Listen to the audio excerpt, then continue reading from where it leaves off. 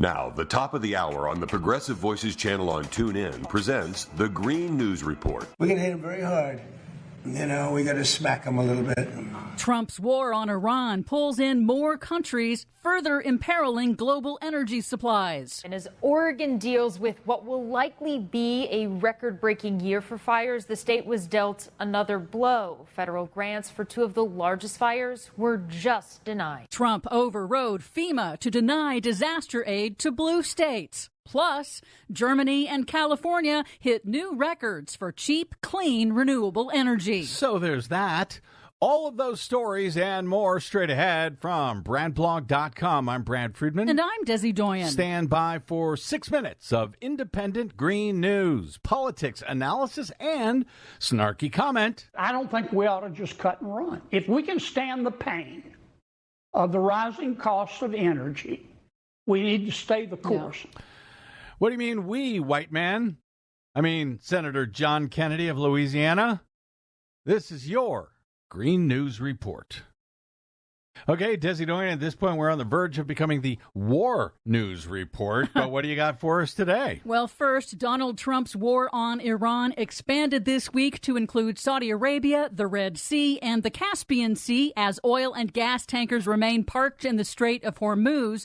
Also this week, another hit to global diesel fuel supplies after Ukrainian forces struck two of Russia's biggest oil refineries, significantly disrupting Russia's exporting capacity. On a side note, a new study warns that ships stuck in the Strait of Hormuz could potentially trigger a global super spreader event of invasive species. Oh, great. Because of marine organisms attached to the idle vessels that will eventually get transported to other ecosystems around the world. Oh, good Lord. In other news, as France and Spain battle historic, out-of-control, climate-intensified wildfires fueled by extreme heat and drought, officials are working on a massive economic aid package to help hundreds of thousands of people and businesses recover. The European Union's crisis commissioner told Reuters that the EU's wildfire response must, quote, evolve to keep up with accelerating climate change.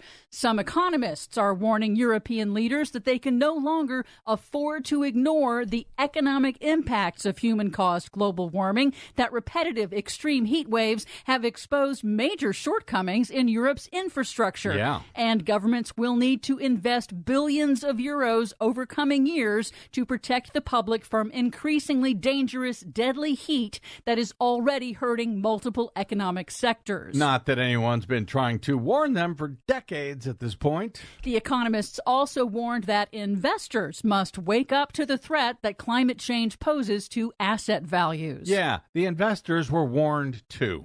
But in the U.S., as the costs of climate-supercharged weather disasters pile up, Politico has obtained internal administration documents showing that Donald Trump intervened to deny $227 million in disaster funding to 5 Democratic-run states, rejecting eligible disaster requests after FEMA approved the funding. What a pathetic jerk. Overall, Trump has approved less than a quarter of blue state disaster requests, but approved 90% for red states, an unprecedented rate since FEMA's creation in 1979. Twisted.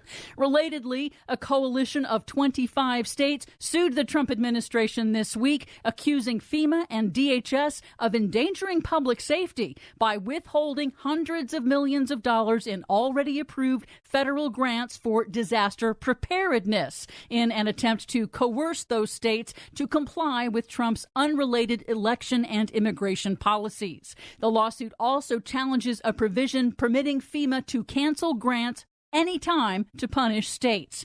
Here's New Jersey's Democratic Attorney General Jennifer Davenport. None of this is legal. Congress never authorized FEMA to rewrite state election laws, to force states into participating in federal immigration enforcement, or to terminate funding on a whim. These conditions violate the Administrative Procedure Act, ignore the Constitution, and threaten the safety and security of all Americans. Oh, now we're going to start worrying about what's legal? Finally, some better news. Good. In Germany, for the first time ever, wind and solar power together have generated more electricity than fossil fuels. According to the UK's Carbon Brief, the success of renewables in Germany mirrors the European Union as a whole. In June, clean solar energy became the EU's largest single source of electricity, generating more power than nuclear, natural gas, and wind energy. And California just became the first major electric grid system on the planet to generate more than 50% of its electricity from solar across the entire month. Yes, it can be done. Let's say we do it.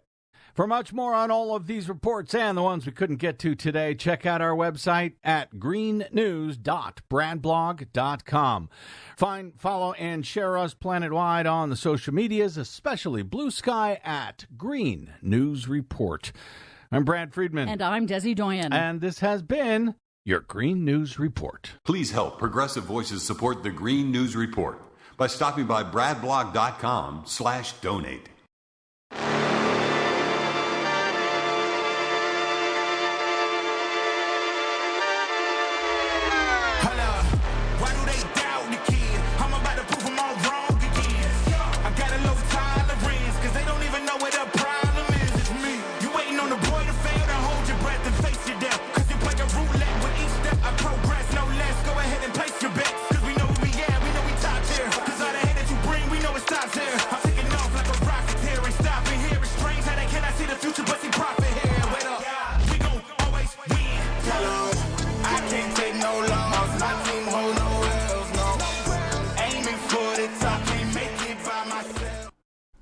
I am back. No, I was not. A hood wasn't thrown over my head. I wasn't thrown in the back of a van, beaten up, and dropped off in a Walmart parking lot. Although I maintain that I'm probably on our NSPM 7 domestic terrorist list. I'm probably there. They have not bothered to scoop me up just yet. Not just yet. I'm back. I'm here. I said I was going to be back Monday. We ran into a little bit of health issue. I'm fine. Everybody's fine. Just couldn't do it, unfortunately. And then I had warned Tuesday, Wednesday, Thursday we were off. I'd be back Friday. Here I am. I am back Friday. We missed a whole week. And I kept thinking, okay, that's what I'm going to focus on. That's what I'm going to focus on. And it kept changing as the week went on. I pulled a bunch of stuff from the Correspondents' Dinner. That was cringe and uncomfortable. Trump is unhinged. Nobody had the guts or the gumption to come out and do what has been done at every Correspondents' Dinner, which is lampoon the president, lampoon the administration, lampoon those in power, laugh at them just a little bit, and dial back their egos a little bit. None of that. Not this time. Hell no. Then, other things developed. Other things came out. The Fauci hearings, which I watched them. I watched them over our little break. Nothing to see here. Nothing to see here. Everybody knows what it is. Fauci took the fifth 100+ times. And we watched the Republicans try to gin up rage for Dr. Fauci. The type of rage that should be reserved for their cult leader. You see, when we start to talk like this to administration officials, when we get frustrated and upset and drill down on questions and try to hold people accountable, those people hold the levers of power. Those people are the clowns that have one by one come out of the clown car of this administration and start affecting our lives, affecting our foreign policy, affecting our economy, our constitutional rights. We have justified rage for these people. So here come the Republicans on the back end trying to justify rage for Dr. Fauci. Look, we're angry too. We're angry. Now get out of here. Get out of here. I'm not boring. Hawley, please, Josh Hawley, with this guy. Not doing that show. It kept changing. So we're going to start with updating the Iran conflict because from the time we did last Friday's show till now, we had entered a peace period, a negotiation period. A 10-day ceasefire was being thrown about. Mediators were talking to both sides. Proposals for this 10-day peace period were being submitted, and we had not attacked. And Bibi Netanyahu had come and visited Trump. So we'll start with Tuesday and we'll move a little forward. because I got a few things to say about this meeting with Bibi. And there was a little side meeting that wasn't really focused on in the press, which serves both people in that meeting. But I'm gonna talk about it, and I'm gonna talk about why it wasn't talked about. But this meeting with Bibi, yeah.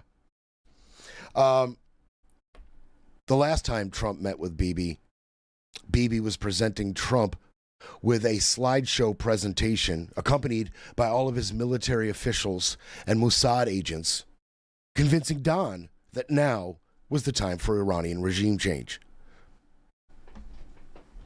Pretty detrimental meeting, pretty influential meeting. Set in motion everything we see now, everything that has happened since, and the new adjustment in the Strait of Hormuz, which is, one way or another, now Iran controls it. Great, thanks, Bibi. So he came and he visited Trump again. And Trump is now wavering on Tuesday for that meeting. He's wavering between these peace negotiations and ramping up military action. And they met.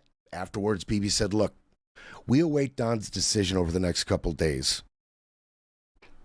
But just know that if Iran attacks Israel in any way, it will be a, quote, immediate and powerful response, which you can say what you want about Bibi, but Bibi is violent, can be. Bibi is technically a war criminal. Bibi, when he says immediate and powerful, he means it.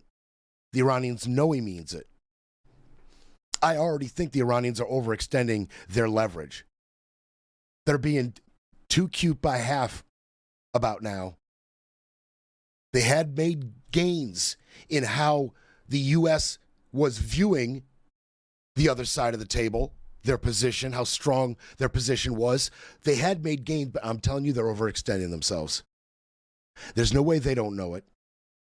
And they do not need Israel getting re-involved after Bibi had already said just last week, if Don takes the military path going forward, strikes inside Iran, occupation of Iranian territory, we are not interested. Okay? Does Iran want to jeopardize that stance from Bibi? We'll see. But apparently, there were three options on the table Bibi and Trump talked about. One, wholeheartedly going into negotiations, looking to actually make a deal, understanding you may have to make some concessions, and the strait will never be the same again. If you can understand a few, realistic aspects of this negotiation, there's going to be some money going back to Iran. They control the strait, things like that. If you can get your head around that, Don, then you can actually make negotiations work. That's one option. Option two, Bibi presented to Don, is continuing the blockade, the U.S. naval blockade. Continue that. Bibi does believe that Iran is about to crack and crumble under the economic pressure.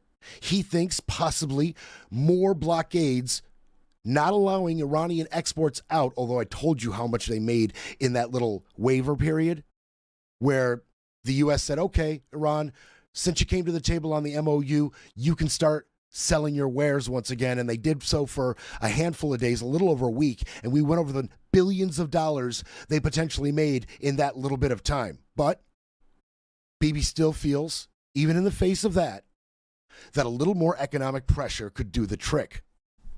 Okay. Then there's option 3, or C. Resuming and intensifying military strikes. Bibi has no problem discussing that option with Trump, even though he's not going to commit the IDF to the effort. Okay? He's not going to commit his military forces to it, but he has no problem putting it down on Don's list of options. And that is what they did. They talked about it. I wonder if they talked about how many more people will die with that option. I wonder if they talked about what will happen to the global economy. I wonder if they talked about what will happen to the Iranian population. Not just the brutality of this Mojtaba regime, but no power, no food, no gas, desalination plants being hit, no clean water in regions during a summer that is brutal. I wonder if they talked about that. I do wonder. There were some reports of this conversation. They did get out a little bit. Bibi said, look, Iran is trying to leverage the strait, and they're doing it kind of successfully. If you can understand that, you might be able to come to a deal. But I do think that increasing pressure on their economy could work here. And then there was an Israeli official who also talked about the meeting, and he said some interesting things, this Israeli official, who was he had all the knowledge of the conversation, this guy. He said, there is a debate in the Iranian leadership that was discussed between Bibi and Trump. And that debate is between those who are very scared of this economic collapse and the more hardline radical elements in the Iranian government.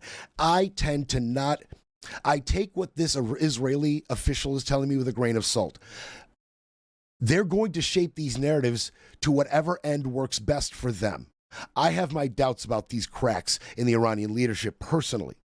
But, like I said, they have energy shortages, long lines at the gas station, no diesel.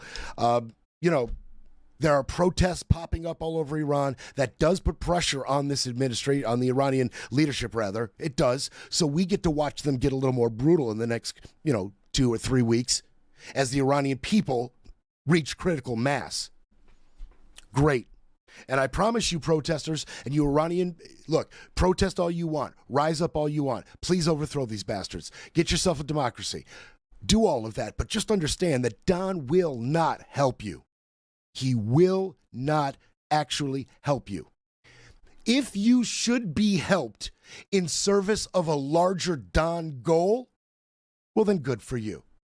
And I'm not saying there's no world where that's possible. There certainly is. But just know Don will not initiate any efforts on your behalf. It won't happen. You want to rise up against the Iranian regime? You are going to be on your own. The Kurds have already said we're out. They've already said we're out. Maybe you can get them to come back in. I don't know. They certainly don't trust our administration, and for damn good reason, considering how we've treated the Kurds. So, Iranian people, I wish you luck. I wish you luck. The protests are starting to pop up, and I wish you luck. I really do. They talked about Mujtaba, and here's the thing about Mujtaba. Nobody will verify that they've actually seen him. Now, that, I think, is more of an effort to keep his whereabouts concealed than it is an effort to lie about how actively he is making decisions. I do believe he is making decisions. When you don't get people saying, yeah, I saw Mujtaba, then they don't get nails under their, drilled under their fingernails or waterboarded or hung by their toes for that information. Yeah, nobody's going to admit they saw Mujtaba. That doesn't surprise me. Are you kidding me? So I do think he is in control, but some people have said there is a crankier disposition coming from the very top of the Iranian leadership. That is Mujtaba. And I do believe something's going on with him that medically maybe. He's 56. Now, medically, he was severely injured in the strike that killed his father. Something like that can have a lot of unforeseen consequences on your mental health, your physical health, your ability to be seen in front of others, lucid, right? We don't know exactly what's going on with Mujtaba and his health. But those people who have brushed up against the upper echelons of leadership said more of a crankier disposition has come out, and some people, well, they've some of the people that make decisions in the top of the leadership underneath him have faced consequences for not doing what he said. Okay, I'll take that with a grain of salt as well, but you're telling me there's a bit of a fracture, and you're telling me some upper Iranian leadership have already gone against his wishes. All right. Okay. All right, we'll see. We'll see about all of that. Another thing they talked about, the Saudi Arabian nuclear deal, which I find this hypocrisy out of Israel's stance absolutely stunning, considering they won't themselves admit they're enriching uranium. They won't admit it. They won't admit they have nuclear warheads, but they want to sit here and impose their will on a U.S.-Saudi Arabian deal for, 3.5%, 3.6% enrichment for commercial and infrastructure uses. Okay. All right.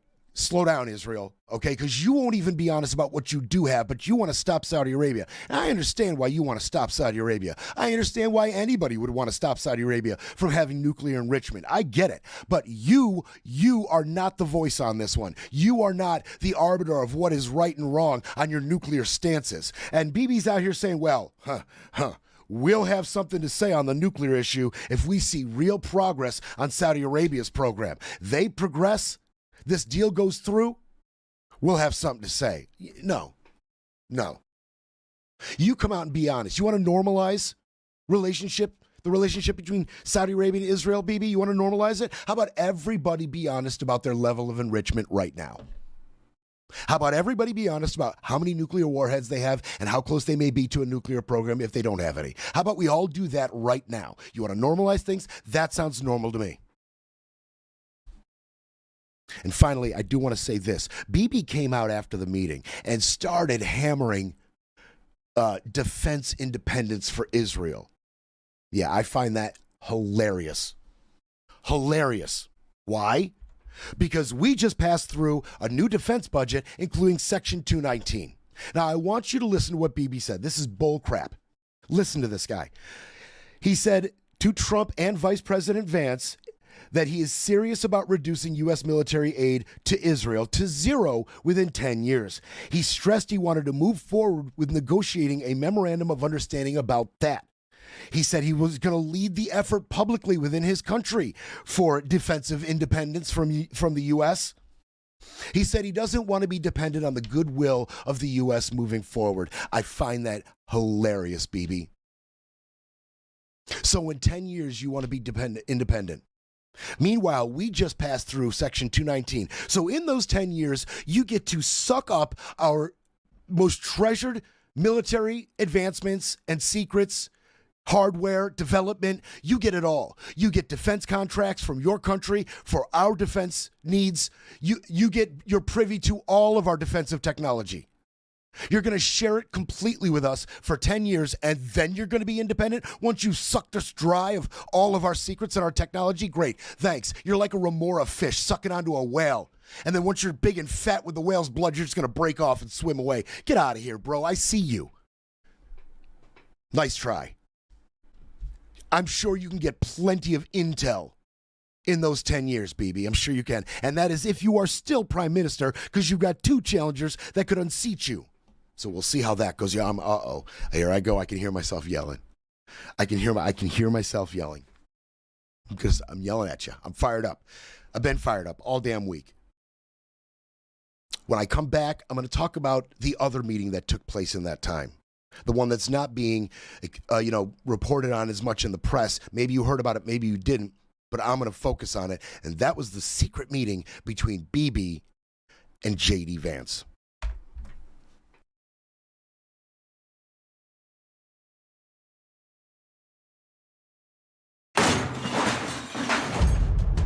We'll be back to break it all down. You're listening to Brett Breaks Things.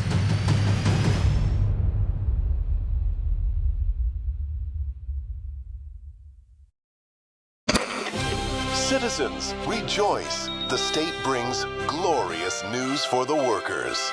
The state seizes the means of production. Intel, U.S. Steel, taken for the glory of MAGA revolution. Our dear leader demands the state's rightful tribute. Companies may only buy or sell with his blessing. In his wisdom, the chairman alone picks winners and losers. He decides what the factory builds, where it stands, which worker keeps his job. No decision too small for our beloved chairman. And behold, the sons of the party. When these champions of the people grace a company's board, government contracts rain down. Drones, defense, mining, millions in shares. Such natural talent runs in the chairman's bloodline. And on every street, the loving embrace of state security. A free people has nothing to hide. Until you love constant surveillance, you don't love the state.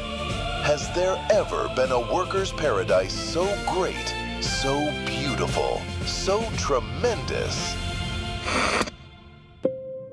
Sound ridiculous? Of course it is. When all they have left to scream about is imaginary communism, remember, it's not an accusation. It's a confession.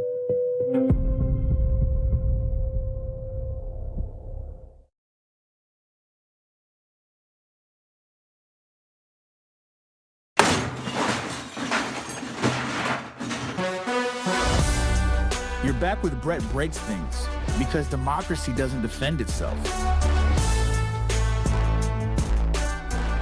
I got so much to get to. It's going to take however long it takes today, going into the weekend. I'm looking forward to the weekend, but man, I'm looking forward to what I got in front of me here. I'm telling you right now.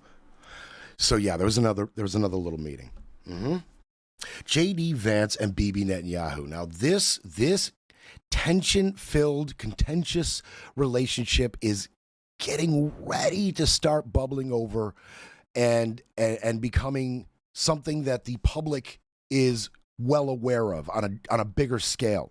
It threatens to take center stage, and I don't think either actors in this little tension-filled drama want that to happen. I really don't think they do, which is why this meeting went like it went. But before I tell you about this little meeting, which was kind of a nothing burger, it is important with the context of their relationship. Vance has been the most Netanyahu skeptical voice in this administration. He has been. And he has been, as the war drags on, more and more critical of Bibi. He has been. He has taken a large role in the negotiations. The MOU is largely his baby. Trump has made that known. Doesn't work out. It's on JD, right? Netanyahu has opposed it, hoping it falls apart. Netanyahu is upset with Vance because Vance has been publicly critical of him. Vance accuses Netanyahu of not being loyal to his cult leader and opposing the MOU and working behind the scenes with his allies to tank JD politically. You've been going behind the scenes. You've been going to state media. You've been going to your media outlets in the United States, and you've been tanking my political, future, my outlook. Secretly, you don't like me. Saucer of milk, table for two. It's pathetic. It's pathetic. Now, They had a phone call in March, JD and Bibi did. And on that phone call, JD kind of called Bibi out a little bit. And he pointed out clearly to Bibi several areas which Bibi were, let's say, optimistic about destroying the Iranian regime, optimistic about the Iranian people rising up to overthrow their government. A little too optimistic about all of it. All of it fell flat, and JD told him on the phone, while Bibi has been pushing for more violence in Lebanon, more violence in Iran, pushing to try to sabotage this MOU, JD's been trying to save it. He's been trying to save it. And JD got pissed and he started to get public about it. He called out the Israeli government. He issued a public warning to them, actually. He said, if you are attacking a deal with Iran, he said, if I was in the cabinet of the Israeli government, I might not be attacking the only powerful ally that I have anywhere left in the entire world. Then he went on Joe Rogan's podcast. Oh, yeah. Yep. On the podcast, he accused the Israeli government, members of the Israeli government, of running an influence campaign in the U.S. to push the U.S. away from diplomacy, to keep the war going, accuse him of all it. Then he crescendoed with saying Jeffrey Epstein had connections to the highest levels of Israeli intelligence. Quite a crescendo there for JD. All of that leading into this little side meeting, which I found interesting. Now, they did some nice cover-up. It's really not known exactly what was said. At least it isn't reported exactly what was said. But American officials saying, they had a cordial, productive conversation. It was candid, but it was cordial. It was direct, but it was polite. Yeah. Talked about areas of mutual cooperation, non-confrontational, productive. All of these words were used to describe the meeting. That doesn't surprise me.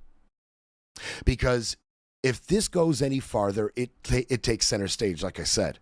And I think neither of them want that. I think Vance does not want to be the face of anti-Israel sentiment in our government, in our administration. I don't think he wants that role. I don't think he wants that attention. I don't think he wants to draw that line so clearly in front of the American people in Congress. He wants to avoid all of that. He has skated fairly clean through most of this. And for Bibi, well, I'll just say it flat out.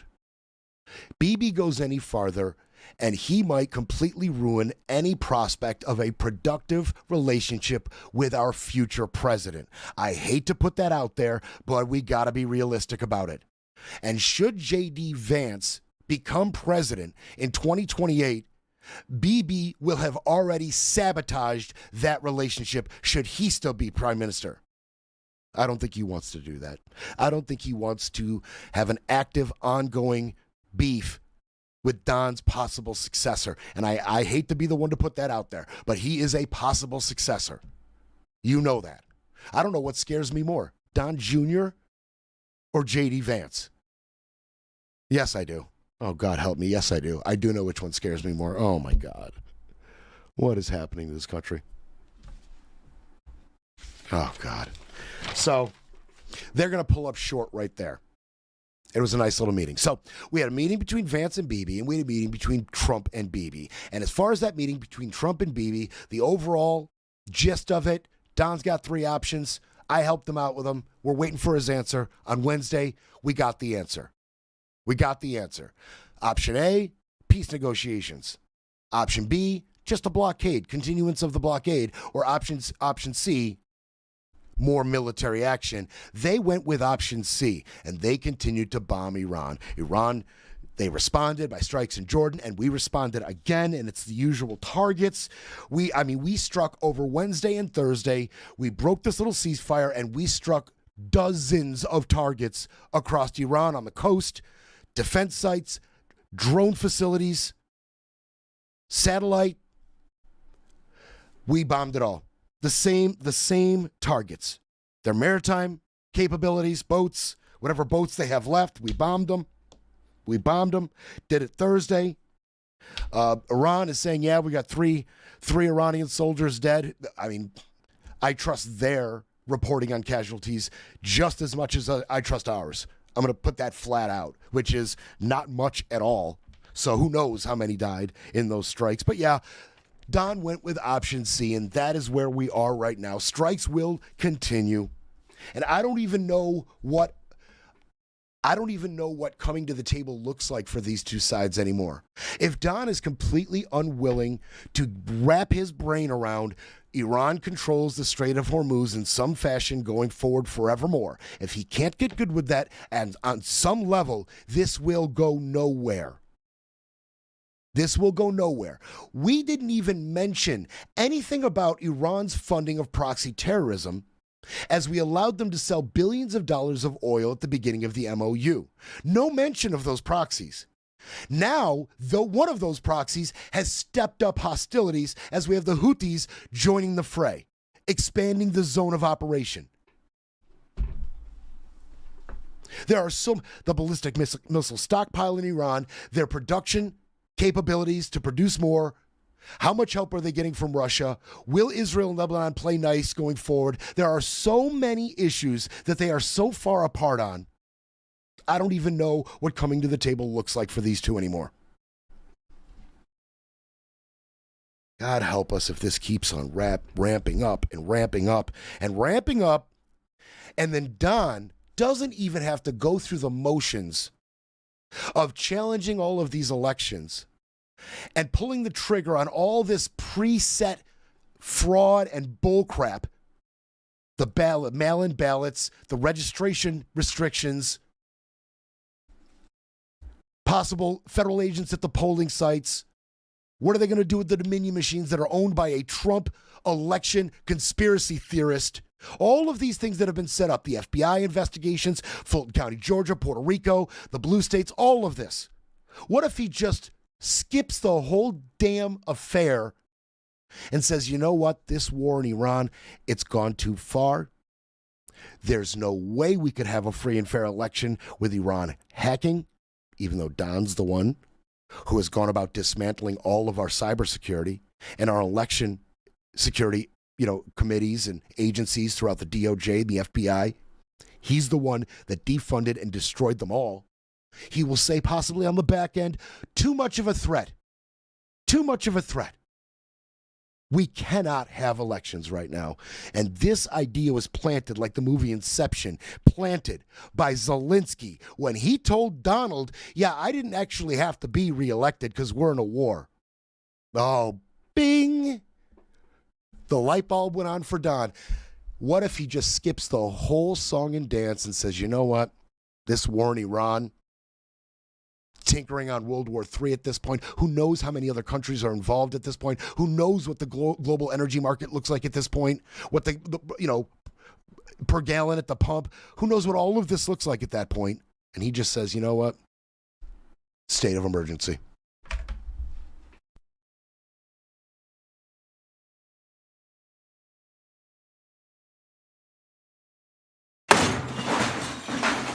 Breaking politics, breaking narratives, breaking news. But first, we need a coffee break. Who's your favorite mob lawyer? Tom Hagen in The Godfather? Saul Goodman in Breaking Bad? Maurice Levy in The Wire? Or how about Neil Mink in The Sopranos? Well, move over. There's a new contender in town. Meet Todd Blanche. He's Donald Trump's personal criminal defense lawyer. You remember Todd Blanche. He's the guy who lost 34 out of 34 counts when a hometown jury convicted Trump of 34 felonies. Todd Blanche is the guy who flew to Florida to meet with the notorious convicted pedophile of our time, Ghislaine Maxwell. Must have been a good meeting. Maxwell was moved from a real prison to a club fed with yoga classes. Even the inmates were offended, being stuck with a pedophile. Now Donald Trump wants his criminal defense lawyer to run the Justice Department. A president's criminal defense lawyer running the Justice Department? Wow, that's Hall of Fame mob lawyer stuff. Todd Blanche. Donald said he'd appoint only the best.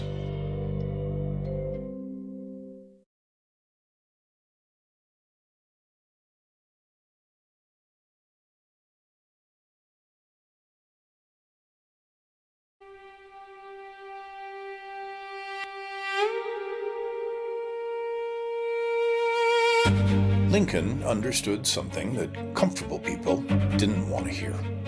A nation cannot be half one thing and half its opposite and survive. Not forever, not even for long. In his time, the question was slavery, the moral rot at the foundation, the thing everyone knew was wrong and almost no one would say. Ours is a different rot. But Lincoln's diagnosis is the same. You cannot be half democracy and half autocracy. I can do anything I want. Have free press. Their license should be taken away. And have state propaganda. Have rule of law and have rule of one man. The House is dividing again. Lincoln told us what that means. Are we listening?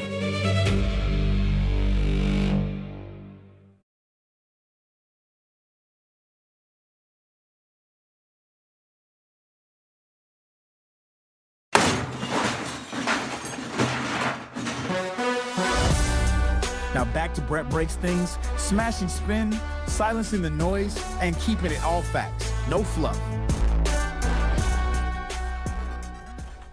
Okay. To wrap up the Iran talk, because I'm going to take a little bit of a left turn here, just a couple things. One, War Powers Resolution has failed for the second time in a week. The Republicans in the Senate are done with it at a time when they should be considering it more now than ever. I said I could understand a position weeks ago when the MOU was signed not to do this because you're weakening Don's position at the table if negotiations were actually going to begin. If he doesn't have the ability to put military pressure on Iran, these talks won't go well for the U.S. So at the time, I could understand it. We are so far past that. We are so far from the negotiation table. And now he is ramping it up again. They need to get this done. They will not. It's completely symbolic because of, there's unclear standing on whether the president would actually have to sign off on that or not. There's been competing opinions in the court on it. We don't even know if it has any teeth at all. That being said, it needs to get past. This needs to come to an end. It cannot ramp up further. It cannot come to occupying Iran. We can't. You got to pass this. You got to reel them in. You got to put at least a clock on this. At least put pressure on the Republicans to tell Don you're good to keep going. Let's see him do it publicly. Going into the midterm. Also, I did want to mention, there is an investigation that has begun. The Democrats have begun an investigation into the Kuwait attack that killed 6 service members in March. Just after the war began, we have talked about this attack. We talked about this attack in depth in this show. Well, now it's got the attention of Elizabeth Warren, Democrat, obviously out of Massachusetts, and Rep. Pat Ryan, a Democrat out of New York. They sent a letter to Pete Hegseth about the March 1st strike in Kuwait that killed 6 service members. Quote, they want answers to whether the military had adequate protections in place before the attack and whether troops received proper medical care afterward.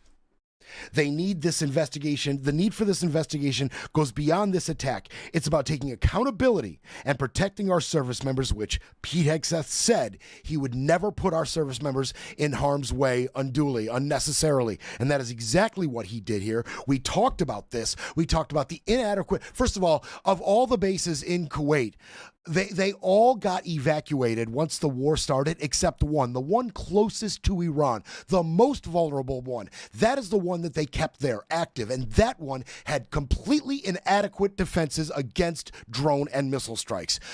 Well, they saw drone and missile strikes. Boom, boom, boom, hit. Those service members that could went underground for a half hour, and then their commanding officer said, okay, go back to work. And they all came out of their little bunker and they went back to work to clean up and resume their duties, and they got struck again. And then they were denied proper medical assistance after they were hit. We talked about this on this show. Right now, how much teeth, again, does this have?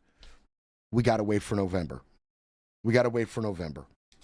But particularly, Warren and Ryan take issue with this internal review given by the Army about what happened. The internal review that was written, and this is the review that was given to family members and, sent up the chain of command, but never publicly released. This internal Army review was first written by a mid-level officer who was there during the attack. No third party, objective third party, no, independent investigatory body. No, it was a mid-level officer who was there during the attack, who got struck, that wrote the initial Army review. Then some people raised alarms and said, maybe he's not the best person to be writing this review. And they kicked it up to somebody who oversees that person, but it never left that chain of command. It all remained within the chain of command responsible for protecting those soldiers. And that is what Warren really has a problem with that attack, is you can't even be honest about that. Not only are you not honest about what really happened, you're not honest overall about the casualties you're telling us we are sustaining in this conflict. And they point to the website changing the casualty total and how we may be being lied to by CENTCOM and the Pentagon in concerns to how many casualties we have. They put that in that letter as well. They want a response from the Pentagon by August 12th. The Pentagon was asked about it, and they did not confirm or deny that they would take part in this investigation. Honestly, if they don't, who's going to hold them to account? All right. Left turn time, because I'm not putting this off any farther. And now, in light of new developments, I get to this, because I have not talked enough about the ODNI. All right. That office, Tulsi out, Pulte, unqualified Bill Pulte in his acting, Director of National Intelligence, overseeing our spy agencies. And now Jay Clayton has been nominated. And last week, they had confirmation hearings, and I kept pushing this, but now I have an opportunity to circle back because I want you to be reminded or informed if you're not sure about who Jay Clayton is. I want you to be reminded or informed now on who he is, but not just you. The reason you're going to see what you're about to see at this confirmation hearing for Jay Clayton is because Jon Ossoff and a couple other Democrats had to remind their colleagues who Jay Clayton is because their colleagues, some of them, were ready to sign off on Jay Clayton and ease this confirmation process for the Republicans and for Trump. And Jon Ossoff took it upon himself, Mark Kelly as well, they took it upon themselves to remind, doesn't matter what the Republicans think, they're going to do Trump's bidding on this, to remind their Democratic colleagues who this guy is. So I'm going to play you a few clips from this Jay Clayton confirmation hearing. And Jon Ossoff, man, this dude, he belongs there. He belongs at higher levels of our government. I love Jon Ossoff for president should it go that way. Should he end up with the Democratic nomination for president in 2028, I would be perfectly okay with that. I think he will definitely be reelected in Georgia.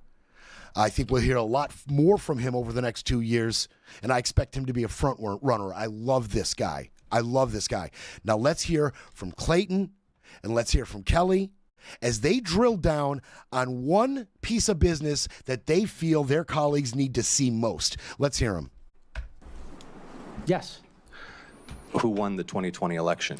I'm not going to do this with you. This is a job interview. We've established that you have an obligation to be honest and forthright with the committee. Yes, you do have an obligation to be honest and forthright with the committee? Yes. Who won the 2020 election? Like I said, I'm not going to get into that with you. But you do have an obligation to be honest and forthright with the committee. Is anything that I just said not honest or forthright? Yes, you're not being honest or forthright. Who won the 2020 election? I think I've answered the question. We can keep doing this. Well, we're going to keep doing it because you're not being honest and forthright. I'm not going to engage in the theater. It's a simple question, Mr. Clayton. And I've answered. Who won the 2020 presidential election? I've answered it. You're here asking for the support of senators to lead America's intelligence community. We've established that you have an obligation to be honest and forthright with this committee and with the American public, but you refuse to answer a simple matter of fact about the 2020 election. Is that right? No, that's not right. Then answer the question. Who won the 2020 election? I have answered the question. Answer it. What is your answer? I've given you my answer. What is your answer? You refuse to answer a basic question about who won a presidential election, but you asked to lead America's intelligence community? Isn't it humiliating to be unable to answer this question, to have to indulge the president's delusions? We know, you know, everybody in this room knows the truthful answer to that question. Why can you not give it? I think I gave you the answer. Are you aware that Director Gabbard? Okay, another one that just can't say Joe Biden won the 2020 election. He just can't say it. He just won't say it. This is disappointing for a lot of Democrats because, like Todd Blanche, Jay Clayton was seen as somebody who had a little bit of integrity working out of the Southern District of New York. He had done it relatively the right way, moving his way up through the ranks. And they had hoped that there was a shred of that integrity left. But like Todd Blanche, they made a very distinct career decision. They could either take a admittedly lower profile and lower paid position within the ranks of the DOJ and continue doing their work, or they could become part of the clown show and step up and take a senior, more public role in this administration. That's high profile. That is what he has chosen. He and Blanche both have chosen to become part of the clown show, to the disappointment of many career attorneys in the state of New York. Now, it wasn't just about will you answer? We could do that all day. Him not saying Joe Biden won the election. Okay, you cult member. We could do that all day.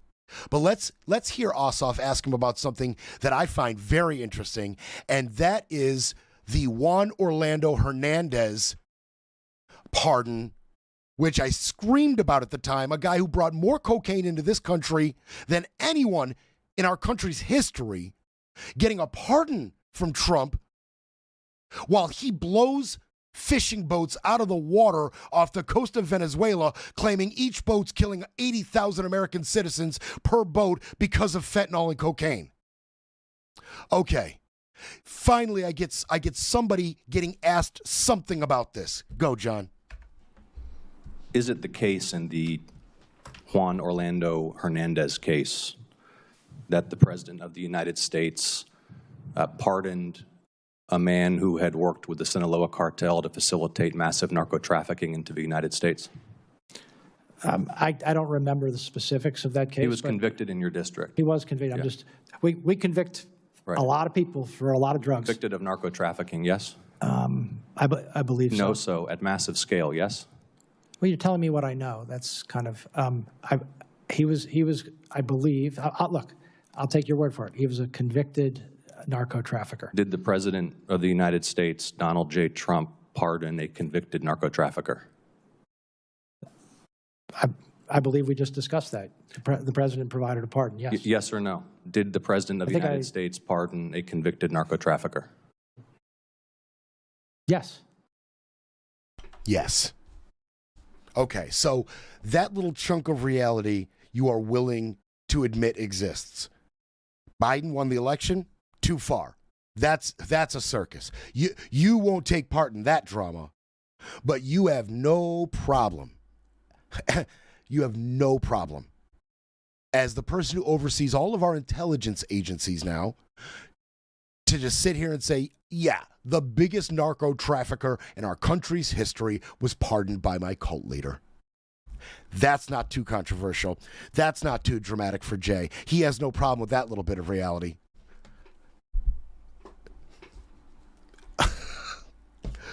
Look, every single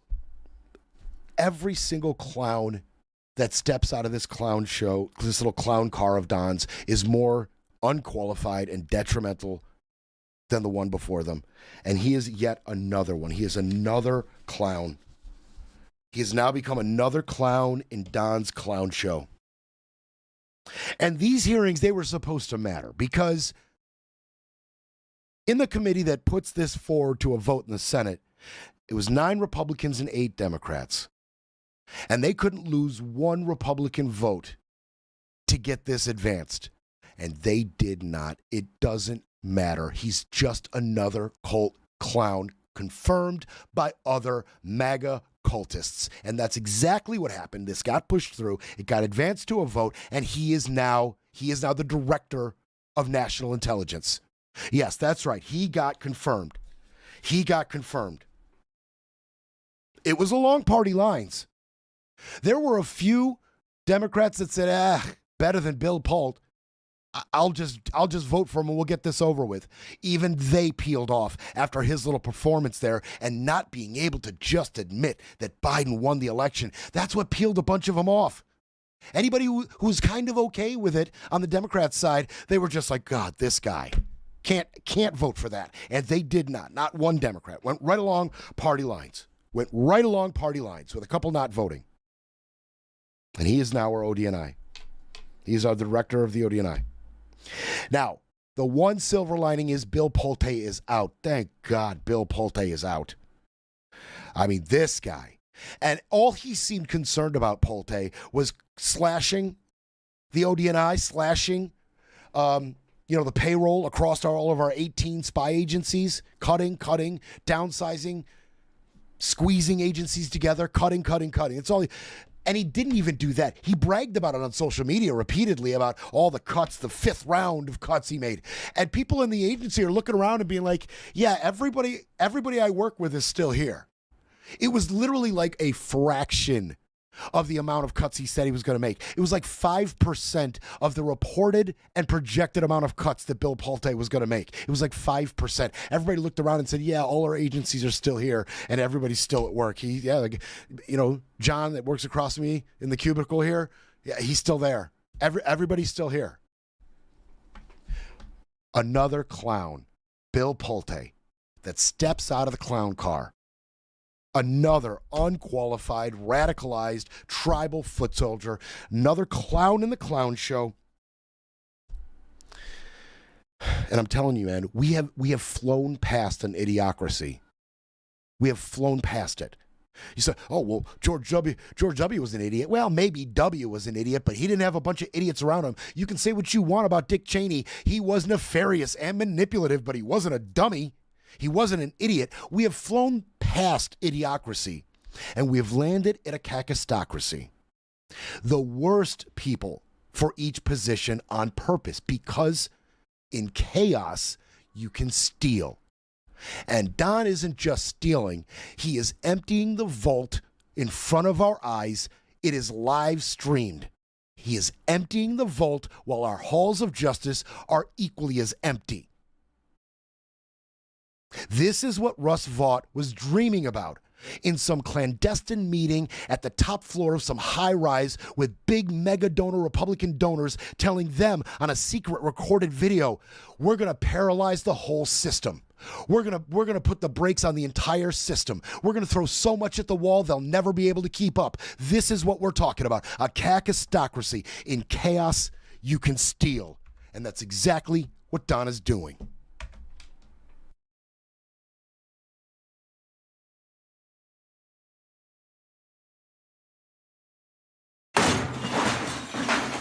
Breaking politics, breaking narratives, breaking news. But first, we need a coffee break.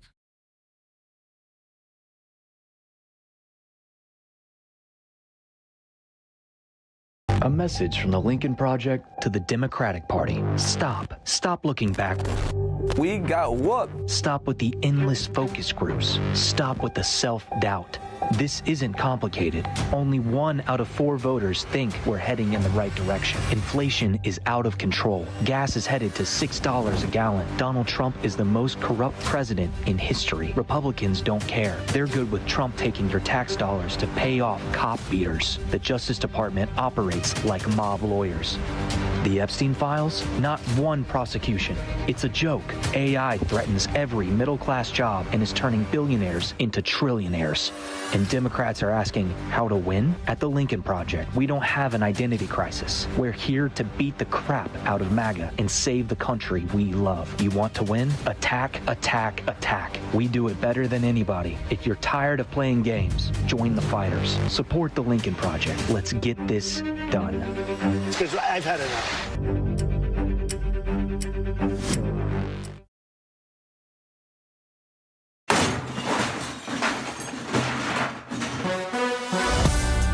Brett breaks things. Fighting for America, one mic drop at a time. All right, so Jay Clayton's our new director of national intelligence. And I had said before Clayton was picked that Trump was going to go with John Ratcliffe. I said he was going to go with John Ratcliffe, but I wasn't seeing the big picture at the time. Because I think John Ratcliffe might have been the reasonable choice, a choice that makes sense. I wasn't thinking next level. And I'll tell you what I mean by that, why I was wrong about that. And now that the dust has settled, I think I kind of get it. You see, Trump has been leaning on John Ratcliffe, okay? He's been leaning on him for the most sensitive intelligence, decision-making, and intelligence gathering policy. He's been leaning on Ratcliffe, CIA Director John Ratcliffe. He leaned on John Ratcliffe to perform psyops in Venezuela, softening the country up for a raid to take away their leader. He leaned on John Ratcliffe to collect sensitive intelligence data on Iran, its military, its people, its economy, to soften them up for a military conflict. Time and again, he has been leaning on John Ratcliffe. That's why I thought, yeah, it'd be John Ratcliffe, but I didn't see it clearly. When asked, and Trump did ask, John Ratcliffe told Trump, Jay Clayton's your guy. Not me. Jay Clayton's your guy. And I think I know why. While John Ratcliffe is making all of these meaningful, highly sensitive intelligence decisions and running these spy agencies, Tulsi was out waging Trump's war on elections, visiting Fulton County, flying out to Puerto Rico, doing her darndest to uncover foreign interference into our elections, making it an issue for the Department of Intelligence. And what was Bill Pulte doing? Waging that tribal war like the foot soldier that he was, making cuts to the agencies, making our intelligence less intelligent, or at least trying. These two idiots are going about this while Ratcliffe was making the decisions. And I thought, yeah, you know what? This makes sense. You push this clown Jay Clayton out to the front. Let him go chase foreign election interference all over the country. Let him go wage your tribal war, your political war, do your impossible political bidding. Let him go in front of the cameras. Let him go in front of the microphones. Let him go in front of the hearings. And I will continue to run your CIA for you. I will continue to competently run your intelligence apparatus. See, this makes sense. Ratcliffe doesn't want to be a part of the clown show. That's why he said, no, not me, Don. Jay's your guy. Now you see why. When you hear from this clown, you see why John would put him out in front. Little bulldog, go do that contentious little hearing thing that Trump sycophants like to do. Not answer questions. Be contentious. Fire back. Insult. Argumentative. There you go. There's that little bulldog. There he is. I can see it now, John. I get it. We also mentioned Todd Blanche. He's also facing a hearing, which isn't going well. Confirmation, rather, which isn't going well. Oh, yeah. Not going well. Two Republicans said they will not vote to confirm Todd Blanche. That will sink his confirmation. So, Grassley delayed it. Doesn't want to have the vote yet. Because Tom Tillis and John Cornyn aren't on board. Okay, so we're talking about the other confirmation now. Todd Blanche's confirmation as AG, officially our AG. Right now he's acting AG, and Trump said he can do this forever, baby. We can do this all day like Captain America. He could just be acting all damn day for all he cares. But this would look good for the administration, look good for Trump's grip on power over the Republicans to get his guy through. And this is his guy. Tillis and Cornyn are saying no. Tillis, he's retiring. He's retiring, not under Trump's thumb. Cornyn, a little more vindictive of an effort. But in the end, this is all very, very sad. But John Cornyn, man, he's all butthurt because Ken Paxton is Trump's guy. AG of Texas, Ken Paxton, that's who Trump backed for Cornyn's Senate seat. And Ken Paxton got the nomination. And now he'll go against James Talrico. And John Cornyn is butthurt. Why? Because of who Ken Paxton is. I mean, other Republicans are very upset as well, but this egg is on John's face. I mean, Ken Paxton, this guy has been investigated for bribery, security fraud. This guy has been investigated by the bar in Texas. This guy was impeached by his own Republican state Senate for abuse of power and misuse of the office. This guy. That's Don's guy, not you, John. That's Don's guy. He doesn't want a guy that's respected by his Republican colleagues. Oh, John Cornyn was almost the Senate Majority Leader. Almost. That's how respected he is. That's how influential he is. Don doesn't give a crap about all of that. He wanted another wise guy. He wanted another partner in crime. Sorry, John. You're out. You're out. So now John's exacting his revenge. And John says, hey, this $1.8 billion slush fund, I need it in writing that it's done. Tillis said the same thing. I need it in writing that the $1.8 billion slush fund for those who have been politically weaponized against by the Biden administration It's done. What else? This tax stipulation. And there is a very sick side note to this. Now, Trump says, you know what, you two, butthurt little idiots, you two lame ducks, you want to hold out your vote, you want to withhold, you want to sink this, then I don't care. Don't have the vote. He'll just be acting forever. He would have no, this is a quote, he would have no objection, Trump, to temporarily withdrawing acting Attorney General Todd Blanche's nomination until his Republican opponents are out of office next January. He said Todd is a star, and Blanche would remain as acting no matter what the hell they do. Now, what I thought was really funny is John responded to those comments, and he said, POTUS is mistaken if he believes concerns about the provisions in his tax lawsuit are limited to me and Senator Tillis. Right, guys?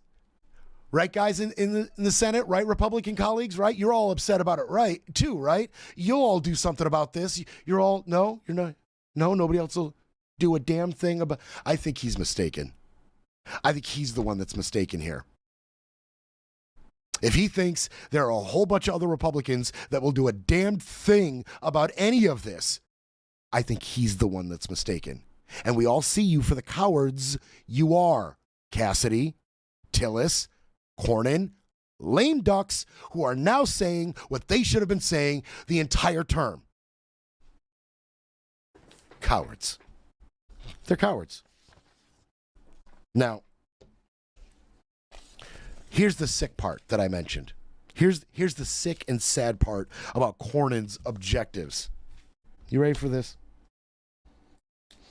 Cornyn said he had sent a proposal to the Justice Department that included limits on the provisions in the settlement protecting Trump from IRS audits.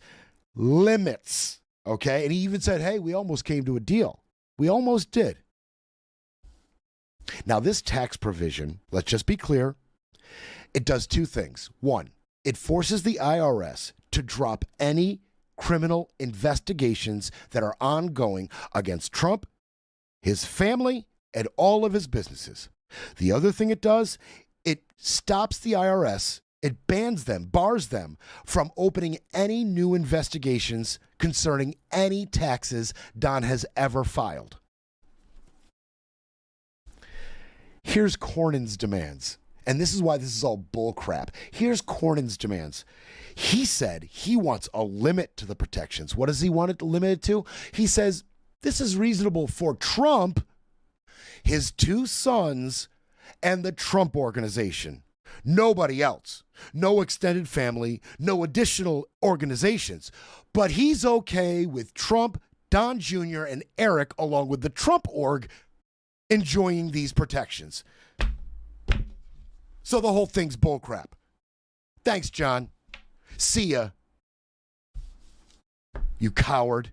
See ya. It's unbelievable. And nobody is making any mention, by the way, of Judge Kathleen Williams' orders just recently that the settlement itself has absolutely no legal standing.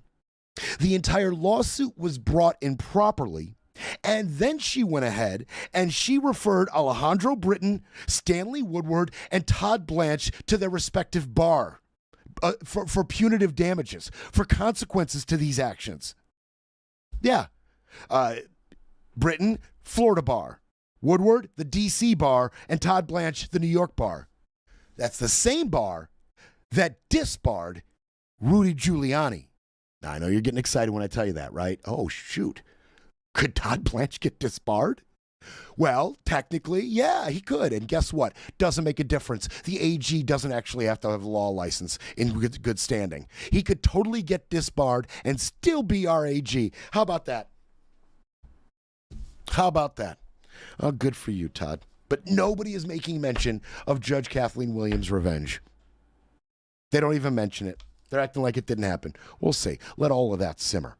Let every bit of that simmer, because that's not the end of this story.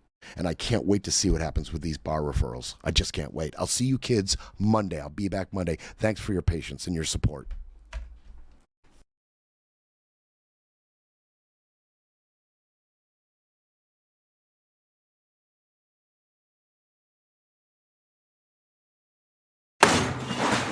They'll try to repair the narrative, but Brett Breaks Things will be back Monday to break it all down.